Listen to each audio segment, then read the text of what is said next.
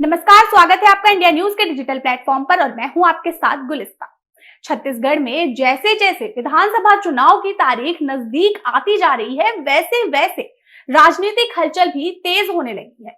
कई बड़े नेता अपनी पार्टी को छोड़कर दूसरे पार्टी में शामिल हो रहे हैं, तो वही अब कार्यकर्ता भी अपने पार्टी का दामन छोड़ रहे हैं। बता दें कि छत्तीसगढ़ के दुर्ग में 40 कांग्रेस के कार्यकर्ताओं ने बीजेपी के रीति से प्रभावित होकर कांग्रेस पार्टी छोड़ बीजेपी में शामिल हो गए। बता दें कि सोमवार को बीजेपी की रीति नीति से प्रभावित होकर कांग्रेस के 40 कार्यकर्ताओं ने बीजेपी की प्राथमिक सदस्यता ले ली है। कांग्रेस छोड़कर आए सभी कार्यकर्ताओं को पूर्व मंत्री और पूर्व विधानसभा अध्यक्ष प्रेम प्रकाश पांडे ने बीजेपी का गमछा पहनाकर बीजेपी में प्रवेश दिलाया है। इस दौरान बीजेपी में शामिल हो रहे कार्यकर्ताओं ने कहा कि बड़ी उम्मीद से वो कांग्रेस में प्रवेश किए थे, जिसमें से कुछ लोग कांग्रेस के कोर कमेटी में भी शामिल थे, लेकिन उनका कहना था कि अब उन्हें कांग्रेस में घुटन महसूस हो रही है और इसलिए वो सभी बीजेपी में शामिल हो रहे हैं।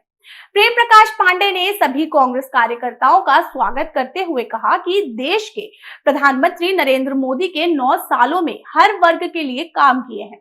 उनके कार्यों से प्रभावित होकर इन नौजवान साथियों ने आज बीजेपी में प्रवेश किया है और इन कार्यकर्ताओं ने ये अनुभव किया है कि जिस सोच के साथ इन्होंने कांग्रेस में प्रवेश किया था वो केवल बातें थी।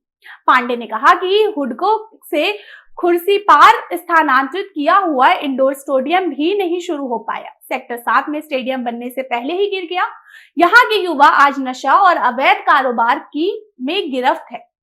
कांग्रेस की सरकार में लोग सुरक्षित नहीं है। बता दें कि प्रेम प्रकाश पांडे ने दावा करते हुए कहा कि आने वाले दिनों में शहर के अलग अलग वार्डों से लोग बीजेपी की सदस्यता लेंगे।